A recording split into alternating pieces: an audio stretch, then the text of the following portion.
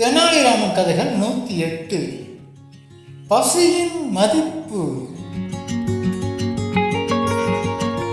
விஜயநகர சாம்ராஜ்யத்தில் ஒரு நாள் அரசர் கிருஷ்ணதேவராயர் உலகிலேயே விலை மதிப்பான பொருள் எது என்பதை அறிய விரும்பினார். அரசவையில் இருந்த அமைச்சர்களையும் அறிஞர்களையும் கேட்டார். ஒருவர் தங்கம் என்றார், ஒருவர் வைரம் என்றார், இன்னொருவர் அன்பு என்றும் அறிவு என்றும் கூறினார். அரசர் அனைவரின் கருத்தையும் கவனமாக கேட்டார். அப்போது தெனாலிராமன் மட்டும் அமைதியாக இருந்தான். அரசர் அவனை நோக்கி, இதை பற்றி நீ என்ன நினைக்கிறாய் ராமா என்று கேட்டார். தெனாலிராமன் அமைதியாக, அரசே, பசி நேரத்தில் நம் முன் இருக்கும் உணவுதான் உலகிலேயே மிகவும் விலை மதிப்பானது என்றான். அரசர் சிரித்தார். அந்த கருத்தை உடனே ஏற்றுக்கொள்ளாமல் அதை நிரூபிக்கச் சொன்னார். தெனாலிராமன் அதற்கு சம்மதித்தான்.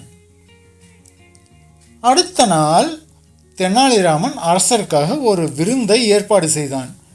பல வகையான உணவுகள் இருந்தன. ஆனால் அரசர் முன்பே உணவு உண்டிருந்ததால் எதையும் சுவைக்கவில்லை.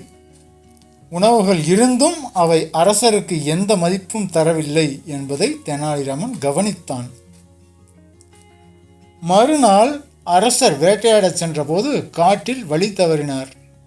நீண்ட நேரம் நடந்ததால் பசி அதிகரித்தது, உடல் சோர்வும் ஏற்பட்டது. அப்போது தெனாலிராமன் அரசரிடம் வந்து ஒரு சிறிய பானையில் சாதம் கொடுத்தான். அரசர் அதை உண்டபோது பசியின் தணிவை உணர்ந்தார். உணவின் உண்மையான மதிப்பு அவருக்கு தெளிவானது. இப்போது எனக்கு புரிகிறது, பசி நேரத்தில் கிடைக்கும் உணவுதான் உலகிலேயே மிகப்பெரிய செல்வம் என்று ஒப்புக்கொண்ட அரசர் தெனாலிராமனை பாராட்டினார்.